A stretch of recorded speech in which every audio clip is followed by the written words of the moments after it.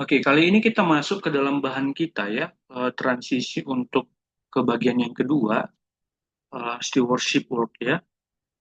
Nah, kita coba baca satu perikop firman Tuhan dari Matius 7 ya. Dari Matius 7 ayat 7 sampai 11. Dari Matius 7 ayat 7 sampai 11 kita baca, ya membaca aja lah ya. Matius 7 ayat 7 sampai 11.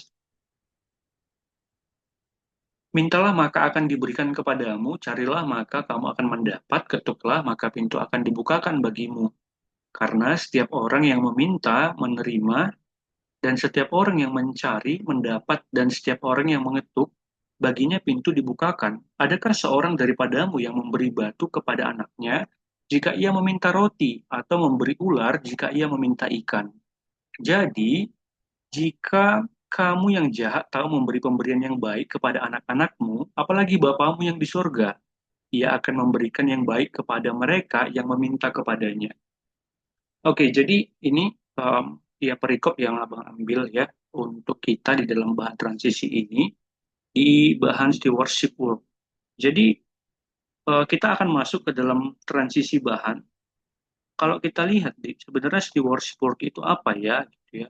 Itu kan pekerjaan penata layanan ya. Jadi pekerjaan manajerial atau pekerjaan kalau di dalam ini ya perjalanan bangsa Israel terus nanti setelah setelah mereka dipimpin oleh raja-raja terus masuk hakim-hakim jadi kira-kira kayak gitu dia ya pekerjaan penata layanan jadi ada semacam orang-orang yang punya tanggung jawab untuk uh, ya mengelola mengelola kehidupan orang lain kayak gitu ya kayak hakim-hakim yang berperan yang Tuhan pilih untuk bisa menata kehidupan umat atau bahkan bangsa Israel.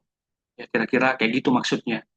Ya penata layanan. Jadi kayak pekerjaan manajerial atau seorang pekerja yang punya tanggung jawab mengelola orang lain gitu ya atau yang mengelola atau bahkan pekerjaan yang melibatkan banyak orang.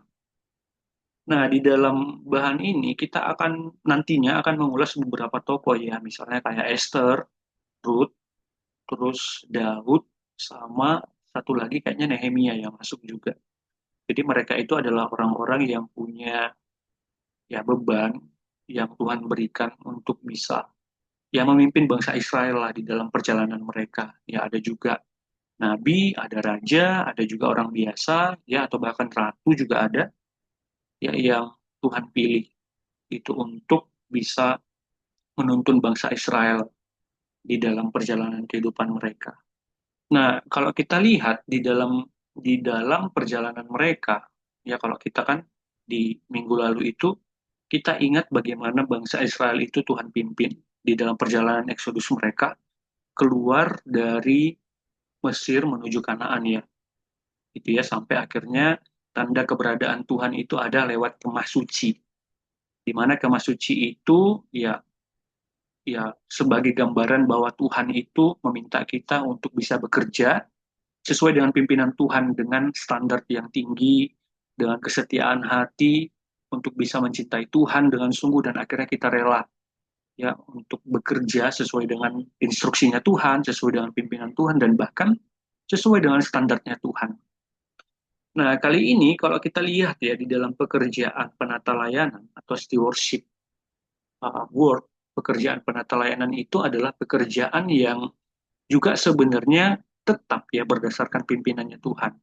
Jadi Tuhan yang memilih orang-orang yang Tuhan pakai untuk bisa menjadi gembala di dalam pekerjaan mereka. Jadi tetap ada gembala yang Tuhan pilih, yang seorang gembala yang tetap harus punya relasi yang baik, relasi yang dekat dengan Tuhan, dengar-dengaran dengan Tuhan, hingga akhirnya ya dengan dengan relasi yang dekat itulah dia mampu untuk bisa memimpin bangsa Israel. Gitu ya. Jadi tetap sih berdasarkan relasi dan interaksi yang dekat dengan Tuhan.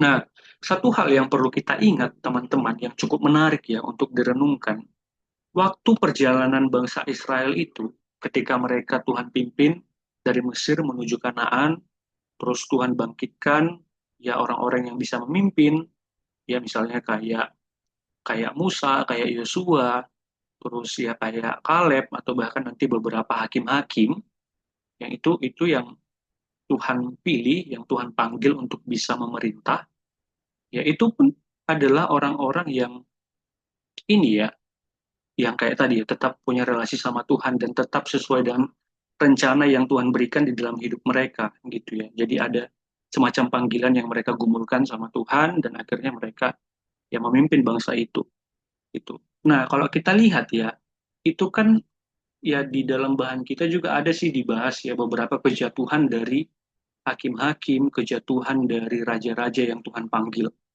Itu ya ada kejatuhan dan ada kebangkitan mereka juga untuk bisa Tuhan panggil. Ketika Tuhan panggil, mereka bangkit ya dengan karunia-Nya mereka, bakatnya mereka. Tapi ada loh masanya mereka juga mengalami kejatuhan ya. Kejatuhan rohani atau bahkan karena ketidaktaatan mereka dan akhirnya mereka jatuh. Nah, satu hal yang harus kita renungkan ya sebenarnya di dalam perjalanan bangsa Israel itu kan ada loh semacam kaki diannya Tuhan yang juga turut menyertai mereka gitu ya. Jadi kehidupan orang percaya itu sebenarnya nggak lepas dari keberadaannya Tuhan di dalam kesehariannya mereka, di dalam kehidupannya mereka. Sederhananya kayak gini. Waktu Abraham itu ada di Mesopotamia, Tuhan suruh untuk pergi ke Kanaan gitu ya. Pergilah ke kampung halamanmu gitu. Jadi aku nggak lagi ada di Mesopotamia. Aku menyuruh kalian untuk pergi keluar dari situ. Karena Tuhan sebenarnya udah nggak lagi berkenan sama Mesopotamia, terus akhirnya mereka pergi ya ke ini ke tanah perjanjian ya sejak masanya Abraham. Terus kayak gitu juga sih sebenarnya ya. Waktu waktu bangsa Israel itu ada, waktu bangsa Israel ada di Mesir, Tuhan suruh mereka untuk pergi, gitu ya. Waktu Tuhan suruh bangsa Israel untuk pergi keluar, di situ Tuhan menyertai bangsa Israel. Jadi kaki diannya Tuhan itu, kaki dian itu sebenarnya gambaran dari keberadaan Tuhan. Keberadaan Tuhan waktu itu lagi ada bersama dengan bangsa Israel di Mesir. Tapi akhirnya setelah Tuhan suruh pergi, akhirnya ya kaki diannya Tuhan, penyertaan Tuhan nggak lagi ada loh di Mesir. Tapi bersama dengan bangsa Israel di sepanjang perjalanan itu.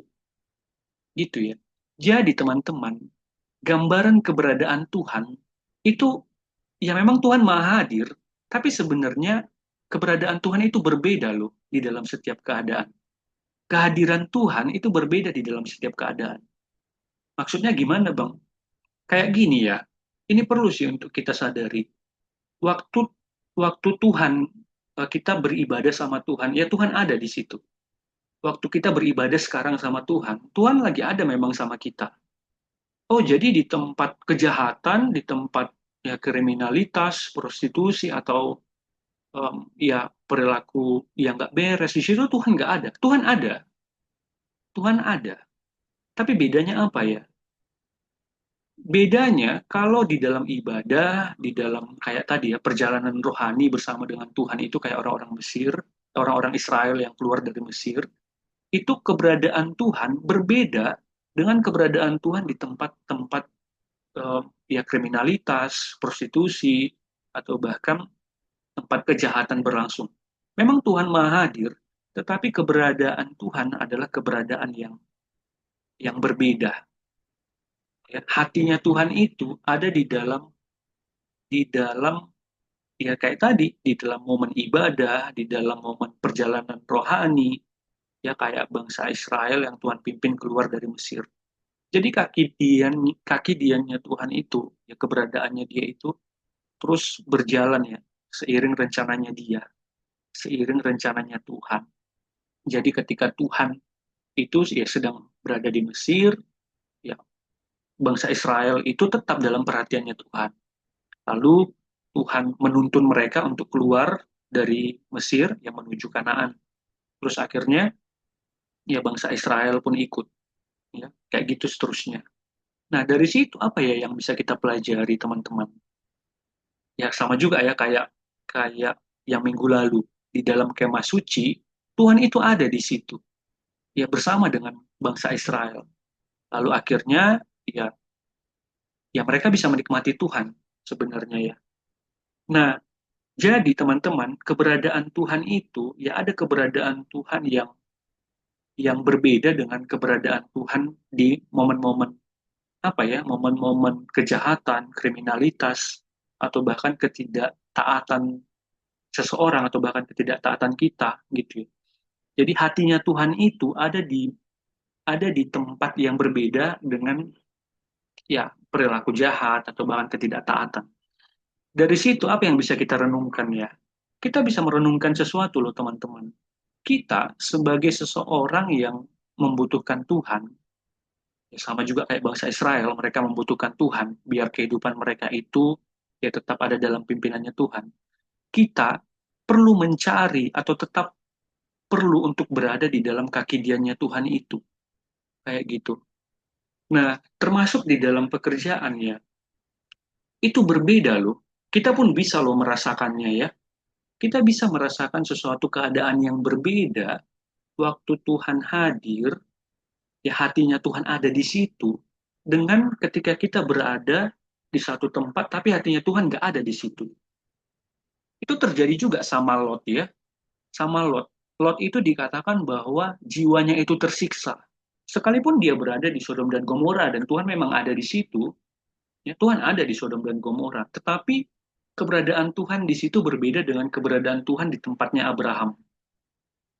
Hatinya Tuhan itu ada di ya bersama dengan Abraham gitu ya. Karena apa? Ya di Sodom dan Gomora itu penuh dengan ketidaktaatan, penuh dengan ya penghujatan kepada Tuhan dan seterusnya dan seterusnya. Itu kita perlu peka teman-teman. Ya, kita perlu melihat kemana ya pimpinannya Tuhan kayak gitu. Atau bahkan kita pun bisa sih ya menyadari itu. Ketika firman Tuhan nggak dinyatakan atau bahkan ada sesuatu yang membuat kita semakin jauh dari Tuhan atau semakin dekat dengan Tuhan, kita bisa bedain itu ya. Gitu. Harusnya kita bisa bedain itu dan ya harusnya itu bisa buat kita peka bahwa pimpinannya Tuhan itu atau bahkan keberadaannya Tuhan itu kayaknya ada loh di sini. Aku bisa merasakannya, aku bisa melihatnya, aku bisa memperhatikannya. Ya tentu lewat apa yang Firman katakan kayak gitu ya. Nah, itu sangat baik, sangat penting untuk kita ketahui karena kita akan membahas bagaimana kejatuhan dan kebangkitan pemimpin di dalam pekerjaan. Ya rata-rata pemimpin yang Tuhan bangkitkan adalah pemimpin yang tetap berada di dalam kaki diannya Tuhan, di dalam perjalanan rohani bersama dengan Tuhan. Pemimpin yang dibangkitkan itu adalah pemimpin yang bisa merasakan kehadirannya Tuhan. Aku bisa rasain loh kehadirannya Tuhan. Aku dengar dengan jelas. Itu ya, pemimpin-pemimpin yang Tuhan bangkitkan itu adalah pekerja-pekerja yang jelas ya. Dia jelaskan dengar suaranya Tuhan. Ini loh firmannya Tuhan, ini yang harus aku lakukan, ini yang aku nyatakan ke bangsa Israel. Nah, itu perlu kita peka akan hal itu, teman-teman. Kita perlu berada di dalam keadaan yang membuat kita itu semakin jelas sama suaranya Tuhan, semakin peka sama pimpinannya Tuhan. Oh, masalahnya aku lagi ada di dalam keadaan yang membuatku nggak jelas sama pimpinannya Tuhan. Nah, ya tentu kita perlu cari itu suaranya Tuhan. Ya, dengarkan pimpinannya Tuhan, atau pergi ke tempat di mana kaki diannya Tuhan itu berada. Sama juga kayak Lot itu ya. Kenapa ya dia masih tetap di situ sekalipun jiwanya itu udah tersiksa? Nah, itu adalah salah satu hal yang diluputkan oleh oleh para pemimpin-pemimpin rohani, ya termasuk kayak Lot juga ya, yang sebelumnya dia bersama dengan Abraham di dalam perjalanan rohani bersama dengan Tuhan. Tapi makin lama dia makin menyimpang, makin lama dia makin terikat sama dunia ini, sampai akhirnya dia nggak bisa lagi ya ngerti apa suaranya Tuhan, apa yang Tuhan mau di dalam hidupnya dia, sampai akhirnya keadaan-keadaan yang sebenarnya Tuhan nggak mau itu menjadi keadaan yang biasa di dalam kehidupannya dia. Ya, itu ya teman-teman. Jadi ketika kita nggak dengar suaranya Tuhan atau nggak tahu mau melakukan apa, kita perlu belajar dari Abraham atau bahkan dari pemimpin-pemimpin rohani yang Tuhan bangkitkan. Mereka itu dengar suaranya Tuhan. Mereka mencari hadiratnya Tuhan. mereka itu tahu apa yang Tuhan mau. Ketika akhirnya mereka tahu apa yang Tuhan mau, mereka mencari suaranya Tuhan, mereka mendengar suaranya Tuhan dengan jelas, itu membuat mereka bangkit. Itu membuat mereka mengerti langkah apa yang harus dilakukan setelah ini. Apa yang harus aku lakukan? Beban berat apa yang Tuhan berikan sama aku yang harus aku pikul dengan sukacita, dengan suatu pengharapan bersama dengan Tuhan. Itu ya teman-teman. Jadi bisa kita lihat dari orang-orang yang taat di dalam perjalanan rohani mereka, ya, entah itu Musa, entah itu ya semua Kaleb atau bahkan Yosua, semuanya, ya, Nehemia, atau bahkan nanti ya kayak Daud, mereka dengarkan suaranya Tuhan dengan jelas. Itu perlu untuk kita iniin teman-teman, kita gumulkan dengan serius. Jadi kaki diannya Tuhan itu perlu kita cari, ya ketika kita berada di dalam keadaan itu bersyukurlah sama Tuhan. Ya, dengar-dengaranlah dengan Tuhan dan kita lakukan apa yang Dia mau. Kayak gitu. Jadi itu akan sangat baik di dalam perjalanan rohani kita. Nah, di dalam kejatuhan para pemimpin, ya, kalau di dalam bahan kita ya, itu kan memang ada dikatakan beberapa pemimpin, pemimpin rohani, jadi yang ada di dalam Alkitab pun mengalami kejatuhan ya. Beberapa dari mereka banyak yang mengalami kejatuhan. Misalnya kayak Daud, ya Daud itu jatuh misalnya di masanya Betsheba, ya, ya bareng dengan Betsheba mereka jatuh sampai akhirnya Daud itu membunuh ya suaminya Betsheba, Uria, atau bahkan kayak Salomo gitu ya, dia ada ya 1.000 lah istri dan gundik-gundiknya kayak gitu sampai akhirnya istri dan gundik-gundiknya itu membuat Salomo itu semakin jauh dari hadiratnya Tuhan gitu. Lalu ya termasuk kayak Simpson. Simpson itu adalah hakim-hakim yang Tuhan berikan karunia khusus, tetapi ya karena dia jadi mendengarkan kedagingannya, akhirnya dia jatuh. Kayak gitu ya. Dan banyak lagi, banyak lagi. Nah, itu menunjukkan bahwa pemimpin-pemimpin rohani pun rentan dengan kejatuhan, termasuk kita. Kita pun rentan untuk mengalami kejatuhan di dalam keseharian, atau bahkan di dalam tanggung jawab kita, di dalam pekerjaan.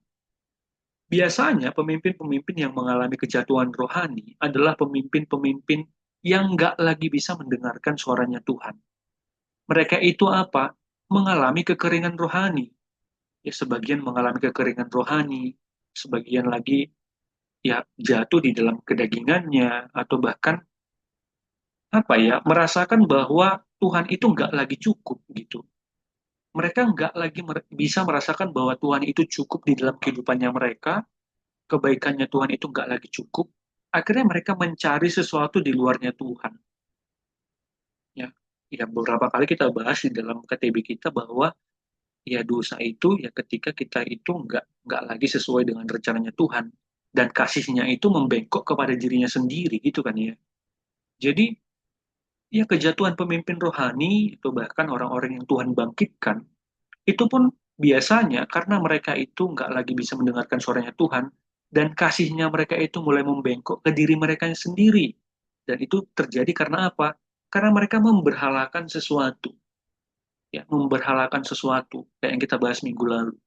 Memegang sesuatu yang selalu mereka mereka puja-puja, mereka sayangkan, mereka ya kagumi, mereka rawat sampai akhirnya mereka terus mengalami kejatuhan dan biasanya itu dari hal-hal kecil terlebih dahulu lewat kompromi-kompromi sederhana sampai akhirnya ya bisa mengalami kejatuhan yang mendukakan hatinya Tuhan. Nah, dari situ bisa kita lihat ya bahwa berhala di dalam hati kita itu kan bisa dilihat sebagai sesuatu yang seringkali tanpa kita sadari itu kita agung-agungkan. Ya. Kita anggap berhala itu sesuatu di dalam hidupnya kita. Kita anggap berhala itu penting karena tanpa berhala itu hati kita menjadi kurang. Justru ketika ada berhala itu seringkali ya dianggap bahwa berhala itu penting dan itu membuat kita merasa gembira, merasa senang. Ya berarti apa? Ya berarti Tuhan itu nggak lagi sanggup untuk memuaskan isi hatinya kita. Ya, kira-kira kayak gitu ya pemahaman yang sering kali terjadi ketika kita memberhalakan sesuatu. Ketika kita memberhalakan sesuatu, biasanya kita menganggap bahwa kasihnya Tuhan itu nggak lagi cukup. Kasihnya Tuhan itu kurang. Jadi kita menganggap berhala itu sesuatu. Berhala itu jauh lebih baik daripada kasihnya Tuhan. Gitu ya. Biasanya itu terjadi karena apa? Ya karena kita kepengen menjadi Tuhan atas dirinya kita. Kita kepengen lewat berhala yang kita pertuhankan itu, kita bisa memuaskan keinginannya kita. Jadi apa artinya? Artinya, ya seseorang yang mengalami kejatuhan, dia menganggap bahwa berhala itu lebih besar dari Tuhan atau bahkan lebih penting dari Tuhan. Padahal apa? Padahal berhala itu menganggap kita itu sampah. Berhala itu biasanya menganggap kita nggak ada apa-apanya, nggak penting. Jadi berhala itu ya sebenarnya berhala itu menganggap kita itu nggak apa-apa. Kita itu sampah gitu ya bagi berhala. Sementara berhala itu kita jadikan sesuatu yang menarik, sesuatu yang penting, sesuatu yang berharga. Biasanya kayak gitu. Kita anggap ya biasanya ya kalau orang yang yang memberhalakan sesuatu itu kan ada di kisah Yesus dicobai di padang gurun. Itu kan ada tiga berhala atau tiga cobaan yang cukup sentral di dalam kehidupan manusia yang dialami oleh Yesus. Itu ya, ada tiga berhala. Yang pertama itu kan uh, mengubah mengubah batu jadi roti, gitu ya, soal makanan, itu soal perut, soal hasrat kedagingan, itu. Atau yang kedua, misalnya uh, apalagi yang melompat dari bait Allah, gitu ya, itu kan kesombongan rohani, ya biar ditolong malaikat, gitu ya. Sama yang ketiga itu menyembah iblis untuk mendapatkan kuasa dunia, gitu ya, kekayaan harta dunia ini. Itu kan adalah tiga berhala yang cukup sentral ya, yang inti, yang bisa diatasi oleh Kristus. Sebelum nanti sebenarnya itu dikembangin lagi, ya ada uskup yang ngembangin, dan itu cukup terkenal, namanya Seven Deadly Sins, itu bisa kalian lihat, ada 7 dosa maut yang dikembangin dari tiga dosa itu, kayak gitu ya. Kalau tiga dosa tadi kan hasrat, kekayaan dunia, sama kesombongan rohani. Nah, itu kan seringkali menjadi berhala yang membuat kita kurang akan kasihnya Tuhan. Kasihnya Tuhan itu nggak cukup memuaskan kita, sampai akhirnya berhala itu yang kita pegang-pegang. Padahal berhala itu menganggap kita itu nggak apa-apa, sampah, nothing, gitu. Berhala itu menganggap kita itu ya sampah, debu, padahal kita menjadikan berhala itu sesuatu, bahkan melampaui Tuhan. Tapi berbeda loh dengan Tuhan.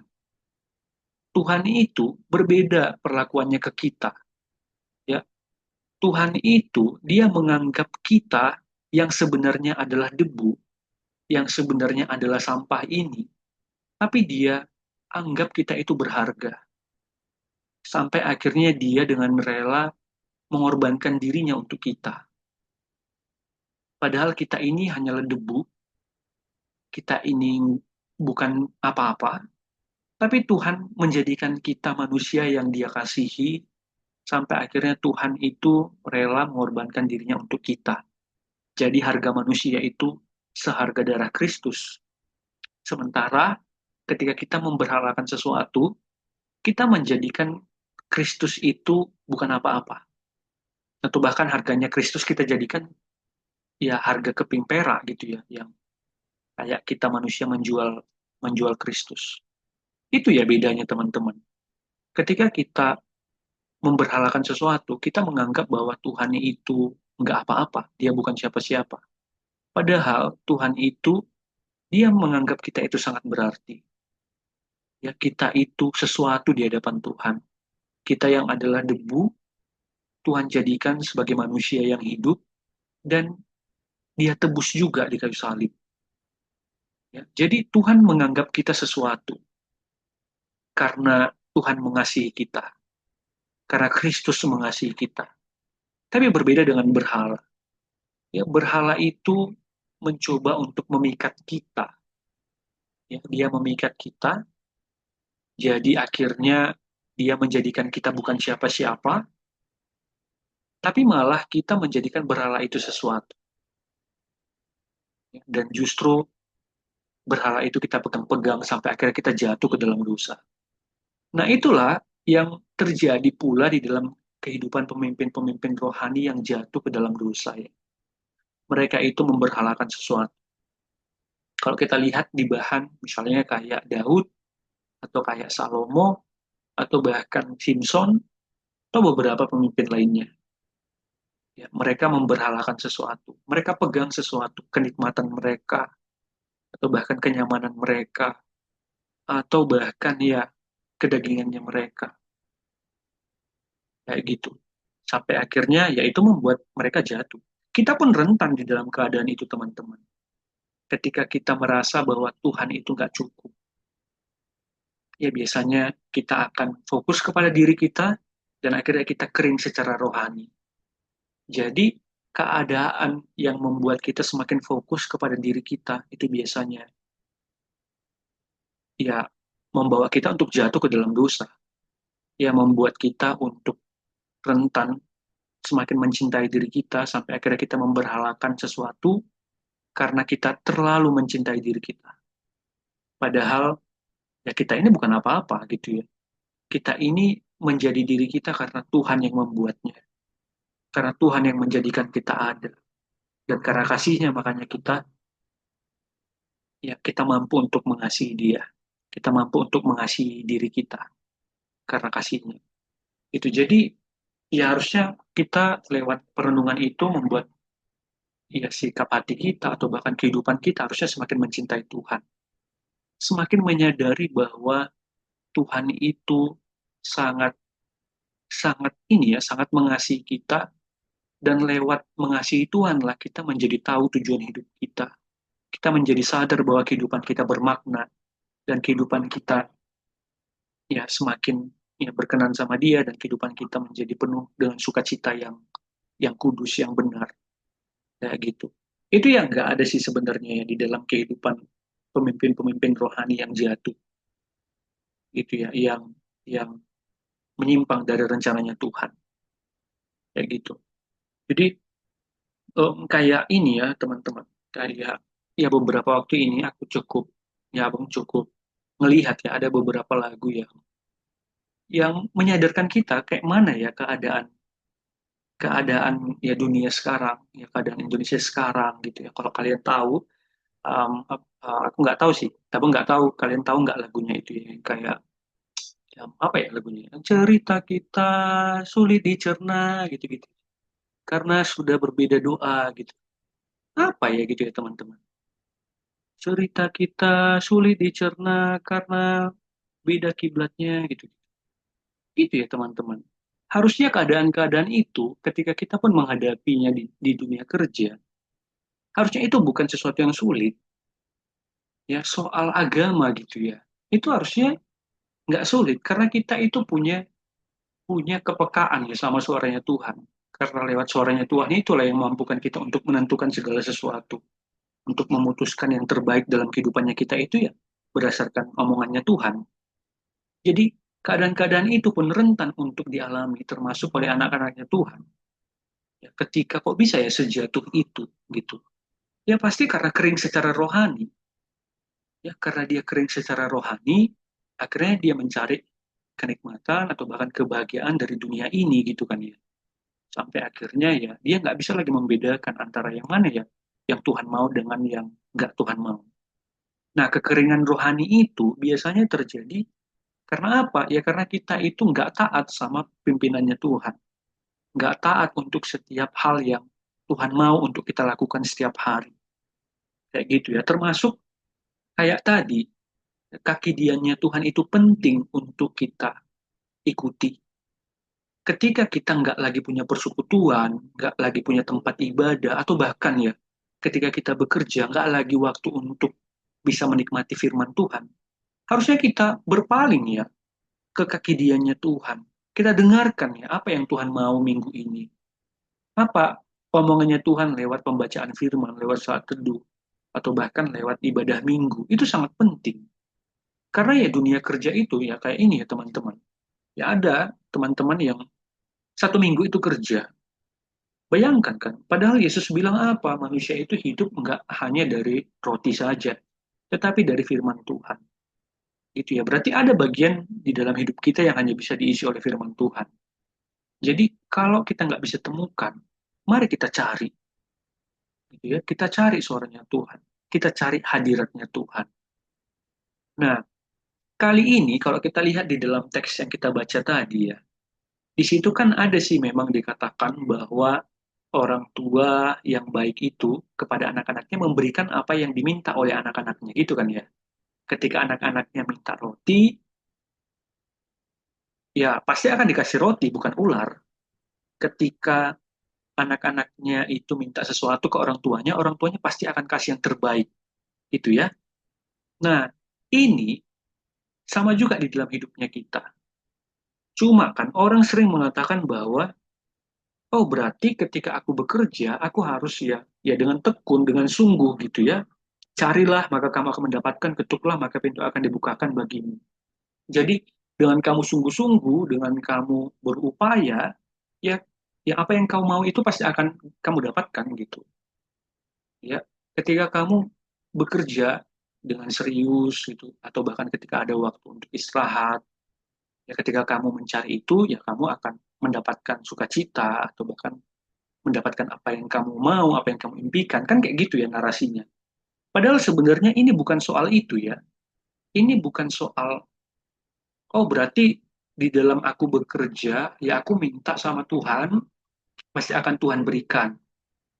Ketika aku sungguh-sungguh minta dalam doa, pasti akan Tuhan berikan. Ya oke, itu ada benernya, tapi bukan ke arah itu ya teman-teman. Bukan ke arah itu. Tapi kalau kita lihat, ini kan paralelnya di Matius 7 ayat 7 sampai 11 ini. Kalau kita lihat paralelnya, itu ada di ya, itu ada di Lukas ya. Ada di Lukas ya. Di Lukas 11, coba kita lihat ya. Lukas 11 ayat 13. Lukas 11 ayat 13, satu orang minta tolong bacakan.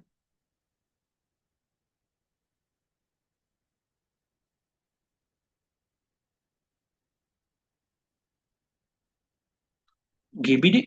Coba Lukas 11 ayat 13.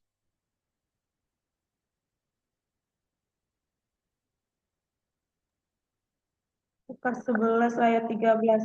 Jadi jika kamu yang jahat tahu memberi pemberian yang baik kepada anak-anakmu, apalagi Bapamu yang di sorga. Ia akan memberikan Roh Kudus kepada mereka yang meminta kepadanya. Nah, jadi teman-teman, ini bukan soal ketika kamu mencari maka kamu akan mendapatkan, ketika kamu yang mengetuk pintu akan dibukakan bagimu. Nah, ini bukan soal harapan-harapan manusia ya. Ini bukan soal ya apa yang menjadi cita-citamu, keinginanmu pasti akan Tuhan kasih. Bukan itu ya. Termasuk kayak tadi juga ya, ya perspektif dunia ini. Ya kamu sungguh-sungguh aja, nanti akan Tuhan berikan. Itu bukan soal itu. Bukan soal keinginan manusia. Cuma ya seringkali ditafsirkan ke situ ya. Tapi ini adalah soal soal sesuatu yang Tuhan berikan yang jauh lebih baik daripada yang kamu minta, daripada yang kamu harapkan, gitu ya. Apa? Itu tadi yang dibaca. Roh Kudus, Roh Kudus. Nah, kayak gini teman-teman, kita seringkali menganggap bahwa apa yang kita minta dari dunia ini, ya kita minta ke Tuhan, itu lebih berharga daripada Tuhan sendiri. Padahal enggak ya. Padahal Tuhan itu jauh lebih berharga daripada apa yang kamu harapkan itu. Kayak gitu. Misalnya ya, kayak tadi, ketika kamu ketika kamu mencari, kamu akan mendapatkan. Ketika kamu mengetuk pintu, maka pintu akan dibukakan. Itu tujuannya untuk apa? Agar kamu itu diberikan Roh Kudus.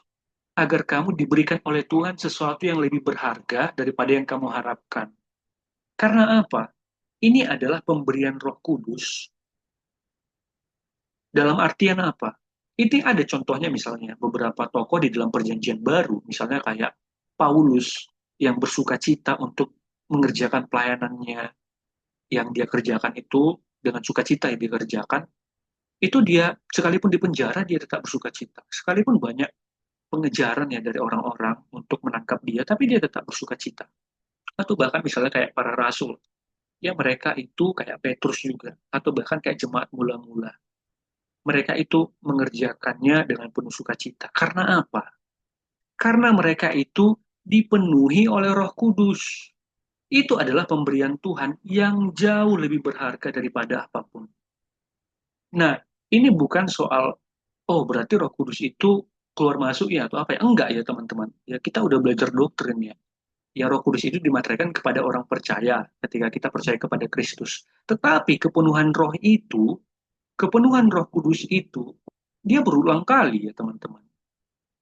Sukacita karena dipenuhi Roh Kudus itu berulang kali. Ya ketika kita taat sama pimpinannya Tuhan, atau bahkan ketika kita minta kayak yang dibilang ini ya, dia akan berikan Roh Kudus kepadamu hingga akhirnya kamu bersuka cita karena kamu dipenuhi oleh Roh Kudus. Itu maksudnya. Kayak gitu ya. Jadi ini adalah permintaan ya atau bahkan perintah Tuhan kepada kita untuk meminta Roh Kudus memenuhi hidup kita. Bukan berarti Roh Kudus itu nggak dimateraikan kepada kita, bukan itu maksudnya. Tetapi ketika kita minta Roh Kudus, Tuhan akan berikan. Kayak gitu. Nah, itulah yang terjadi ya kepada para pekerja-pekerja Tuhan di perjanjian baru. Ya, Roh Kudus itu memang menyertai mereka, ya, tetapi mereka juga ada kalanya dipenuhi oleh Roh Kudus. Jadi kita pun ketika bekerja atau bahkan di dalam keseharian, kita perlu minta Tuhan untuk memenuhi kita akan Roh Kudus yang Dia janjikan itu, ya, untuk bisa memberikan sukacita, yang memberikan kekuatan, memberikan penghiburan kepada kita, kayak gitu. Jadi aku pernah dengar sharing ada ketua STT di Siantar, Pendeta Sukanto Limbong. Dia itu kayak rektornya sih, tapi ya namanya ketua STT. Nah, jadi dia pernah ngobrol sama Epurus HKBP, pimpinan gereja gitu ya. Um, jadi pimpinan gereja itu, dia itu dalam sehari harus ada 4 kunjungan pelayanan dalam sehari. Jadi bayangin dalam sehari dia mungkin ada 4 persiapan khotbah gitu ya. Atau bahkan ya mungkin ada kayak peresmian, pelantikan atau apa.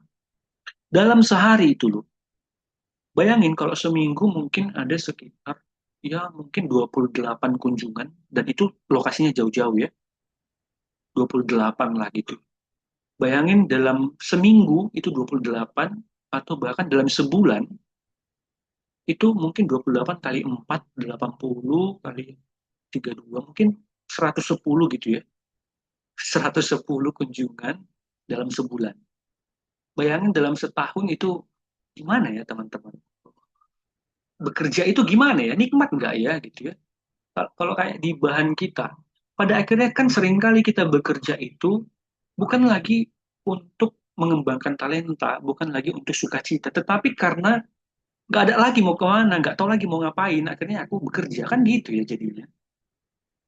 Nah, kayak mana ya gitu ya? Ada ratusan kunjungan gitu dalam setahun, dan itu lokasinya berbeda-beda, harus naik pesawat, harus naik bus, naik mobil sekian jam, terus harus persiapan khotbah, harus ngingat ngingat keadaannya, harus merhatikan konteksnya kayak mana kan gitu ya. Jadi bayangin gimana caranya menikmati itu ya. Jadi waktu itu ya ketua STT ini nanya, gimana caranya uh, gimana caranya Amang gitu ya untuk menikmati itu. Kayaknya itu sulit lah. Termasuk dalam konteks kita ya. Gimana ya caranya menikmati itu. Terus menarik loh apa yang dibilang dibilang Epurus itu ya. Dia bilang kayak gini. Ini pekerjaannya Tuhan gitu. Ini pekerjaannya dia bukan pekerjaanku. Jadi ya aku cukup menyerahkan diriku dipimpin sama Roh Kudus. Selebihnya ya dia yang ngerjain bukan aku. Kayak gitu ya kira-kira teman-teman. Dan Matius 7 ayat 7 sampai 11 ini dalam konteks itu. Bisa nggak ya kita minta Roh Kudus untuk menyertai kita? Atau bahkan ketika kita terluka, belum cukup kuat untuk bisa menghadapi keadaan ini, ya kita minta Roh Kudus untuk bisa menghibur kita, menguatkan kita, memenuhi keseharian kita, hingga akhirnya kita bisa bersuka cita dalam bekerja. Ya. Jadi konteks Matius 7 ayat 7 sampai 11 adalah meminta Roh Kudus untuk menyertai kita dalam bekerja. Ya. Untuk memenuhi kita hingga akhirnya kita ya bisa mengerjakannya dengan sukacita, dengan pengharapan yang daripada Tuhan. Dan akhirnya apa? Kita semakin bisa menikmati Tuhan, semakin tahu apa yang paling penting di dalam kehidupan ini. Ya, bahwa Roh Kudus atau bahkan menikmati Tuhan adalah sesuatu yang paling penting, hingga akhirnya ya yang lain itu nggak terlalu penting atau bahkan nggak terlalu signifikan dalam kehidupan kita. Ya, jadi kita semakin bisa menikmati Tuhan, tetapi pengaruh-pengaruh yang lain termasuk dari dunia ini nggak lagi semakin menarik, yang nggak lagi semakin memikat di hati kita. Tetapi kita semakin terpikat sama Tuhan. Itu adalah orang yang dipenuhi oleh Roh Allah.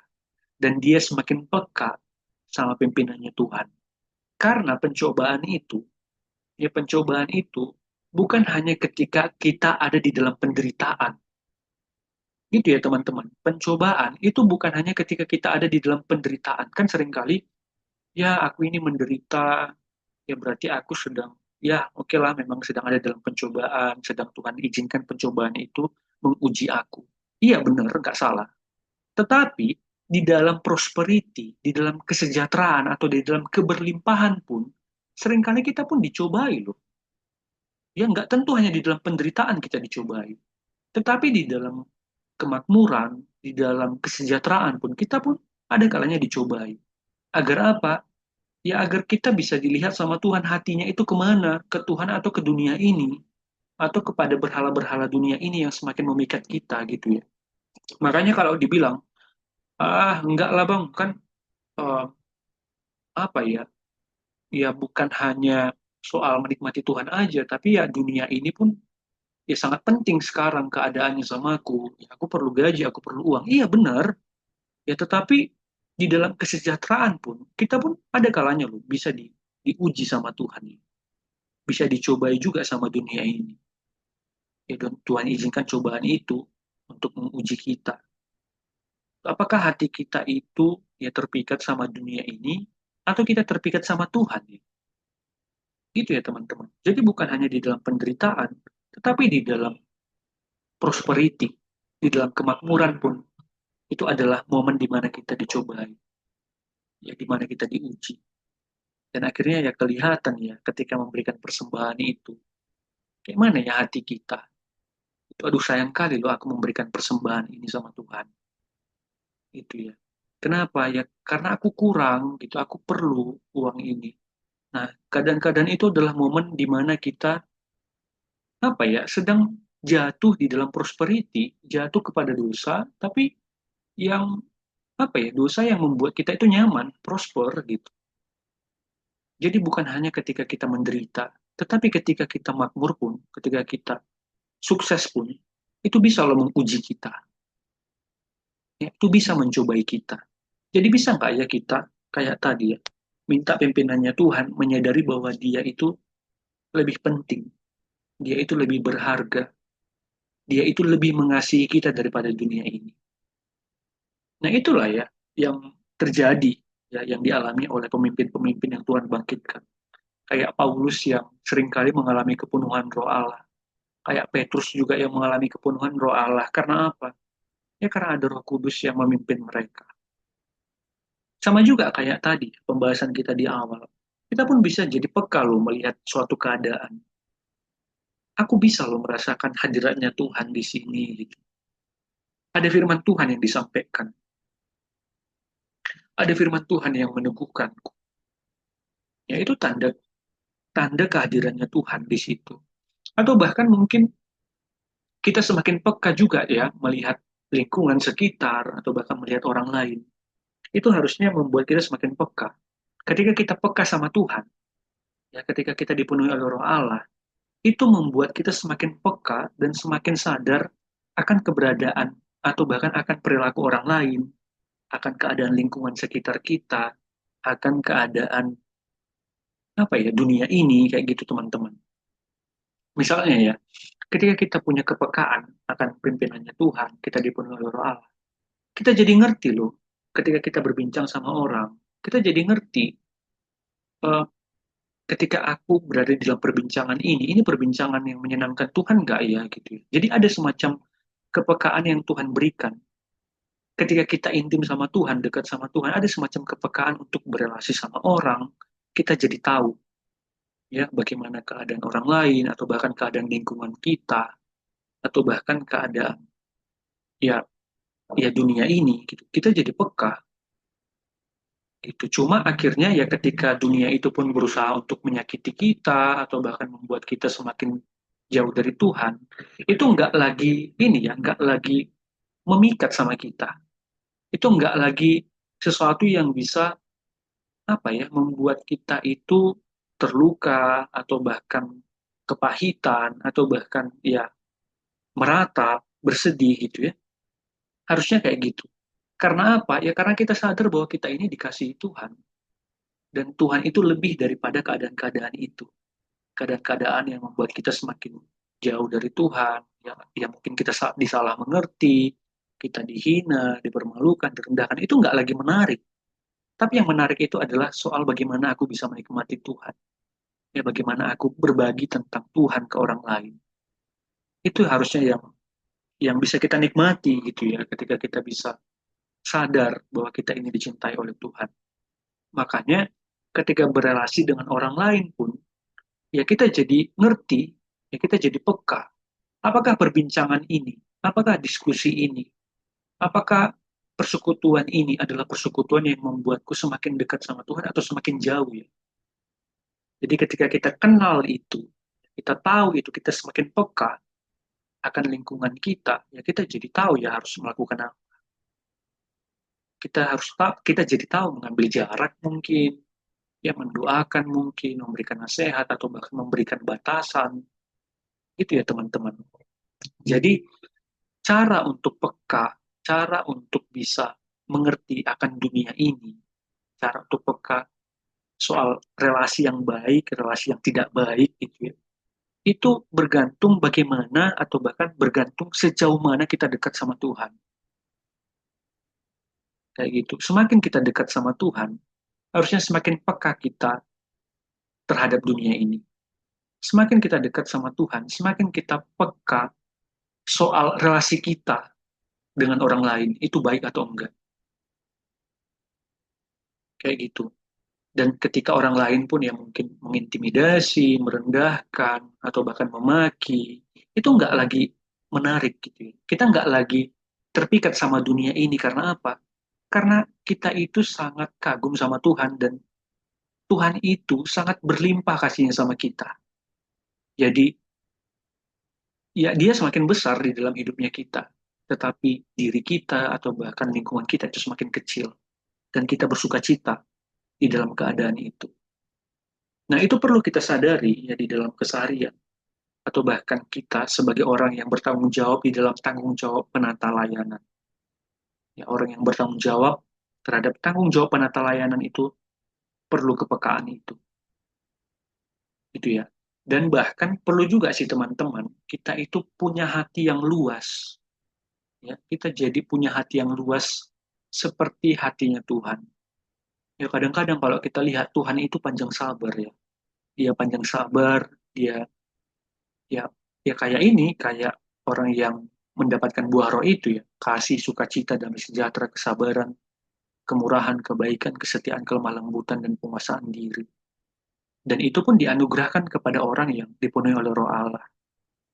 Itu ya jadi kita punya hati yang luas ketika orang lain mungkin ya ketika dia ngomong sesuatu menyampaikan sesuatu yang mungkin nggak baik ya kita pun jadi sabar gitu ya kita sabar bahwa ya mungkin Tuhan itu masih berkenan agar dia bertobat atau bahkan Tuhan itu masih berkenan agar dia itu ya bertumbuh Jadi kita punya kepekaan itu. Jadi kita nggak cepat-cepat marah, cepat-cepat ini ya terbakar amarah atau bahkan punya sumbu pendek atau apalah itu. Karena apa? Karena kita punya hati yang luas sama kayak Tuhan. Ya ketika ada orang lain yang mungkin ketika dia menyampaikan sesuatu dia langsung interupsi, marah-marah atau apapun itu, kita bisa bersabar. Karena apa? Ya karena kita tahu bahwa Tuhan pun bekerja dalam hidupnya dia. Tuhan pun masih memproses orang lain gitu ya. Atau bahkan dia pun dalam tahap untuk bertumbuh. Tuh kadang-kadang ya ya mungkin ada sih orang yang kayak ngomong itu yang mungkin kayak terlalu menggurui, memberikan nasihat ya. Kita bersuka cita akan hal itu ya. Ya, jadi tahu juga sih berespon ke orang lain. Mungkin dia masih bertumbuh. Atau bahkan ya Tuhan pasti akan membentuk dia gitu ya. Jadi bijaksana itu ada di dalam hatinya kita. Kayak minggu lalu itu ya, ada bijaksana dalam hati yang memampukan kita untuk bisa berinteraksi dengan orang lain. Itu ya teman-teman. Jadi ya di dalam pembahasan kali ini ya kiranya kita bisa diingatkan bahwa perlu loh ya kita minta Roh Kudus itu memimpin hidup kita. Roh Kudus memimpin hidup kita agar kita apa? Dipenuhi oleh Roh Allah. Jadi kita pun jadi sadar bahwa aku ini sedang terluka Tuhan. Ya aku perlu waktu untuk pulih. Kadang-kadang kita pun perlu peka akan kerohaniannya kita. Ya. Jadi ketika kita peka sama kerohaniannya kita, ya kita tahu bahwa kita itu butuh Tuhan. Kita itu butuh waktu diproses sama Tuhan. Kita tahu bahwa kita ini sedang diajari oleh Tuhan. Jadi ketika kita terluka, ya nggak apa-apa juga sih. Minta waktu sama Tuhan. Biar Tuhan yang pelan-pelan pulihkan, berikan semangat lagi. Ya, Tuhan tolong lagi. Kadang-kadang ya kita nggak sadar sebenarnya kita sedang terluka, sedang nggak baik-baik saja, tapi memaksakan diri. Sampai akhirnya apa? Ya, kita terjebak lagi ke dalam berhala-berhala itu. Ya, ke dalam pengertian kita sendiri. Sampai akhirnya ya kita jatuh ke dalam dosa. Karena gini teman-teman, ya orang yang secara afeksi itu nggak baik, kadang-kadang memang sering lari ke dalam pelarian-pelarian tertentu. Misalnya ya, abang pernah yang ngobrol ya, ada dengan adik rohani ya, aku nggak bisa loh bang kalau kalau belanja itu aku nggak bisa mengontrol diriku. Aku harus belanja biar damai hatiku. Nah kayak gitu ya teman-teman. Ya itu biasanya mungkin ya karena mungkin memberhalakan kenyamanan atau bahkan merasa diri kurang. Sampai akhirnya ada sesuatu yang harus membuatku itu merasa tenang ketika aku bisa mengendalikan itu semua. Itu ya, itu pun gambaran berhala dalam hati yang butuh waktu untuk dipulihkan ya, butuh waktu untuk berproses sama Tuhan. Jadi mari juga mengenali diri kita sampai akhirnya pelan-pelan Tuhan bangkitkan ya ketika kita minta pimpinannya Tuhan, pimpinan Roh Kudus memenuhi kita dan kita pun diberikan semangat yang baru, semangat yang yang daripada Tuhan gitu ya, yang mampukan kita untuk bisa bekerja di dalam keseharian, termasuk mengerti soal kaki diannya Tuhan di mana. Dan makanya kayak sekarang ya mungkin konteks teman-teman yang ada di Jawa itu ya, aku sulit loh gitu ya mendengarkan suaranya Tuhan. Mari kita cari di mana dia. Mari kita kejar dia selagi dia mau ditemui. Ya, mungkin lewat persekutuan, lewat ya, persekutuan yang ada di lingkungan kita, lewat gereja yang sungguh-sungguh memberitakan firman, kayak gitu. Ya, kiranya boleh meneguhkan kita. Jadi kalau misalnya ada perlu, nanti kita diskusikan ya. Oke, mari kita satukan hati, kita bersatu di dalam doa. Kami bersyukur ya Tuhan untuk perenungan ini lewat bahan kami, lewat pekerja penata layanan, seorang yang Tuhan pakai untuk memimpin. Ajari kami untuk bisa punya kepekaan rohani, punya kedekatan rohani dengan Tuhan. Hingga akhirnya kami rela dipimpin oleh roh. Sertai adik-adik yang hadir, sertai setiap kami juga agar kami bisa merasakan sukacita yang daripada Tuhan. Ketika kami di tengah-tengah tanggung jawab kami yang begitu banyak ya Tuhan, kami mau Engkau hadir. Kami mau Engkau memenuhi hati kami. Hingga akhirnya kami dengan semangat yang baru, dengan kepekaan rohani, bisa menghadapi dunia ini. Sertai kami Tuhan di dalam keadaan kami. Mungkin ada yang lelah, ada yang berduka, ada yang bergumul, atau bahkan ada yang sedang bersuka cita. Tuhan tolong kami agar kami bisa menghadapi pekerjaan ini, pekerjaan yang Tuhan berikan dengan sukacita, dengan semangat, dan menyadari bahwa itu adalah disiplin rohani yang memampukan kami untuk semakin bertumbuh, semakin serupa dengan Kristus. Ini doa kami Tuhan yang dapat kami sampaikan. Biarlah diskusi kami setelah ini bisa semakin menguatkan kami agar semakin berkomitmen untuk semakin dekat dengan Engkau. Ini doa kami Tuhan yang dapat kami sampaikan hanya melalui namanya yang indah. Tuhan kami Yesus Kristus kami telah berdoa dan mengucap syukur. Amin.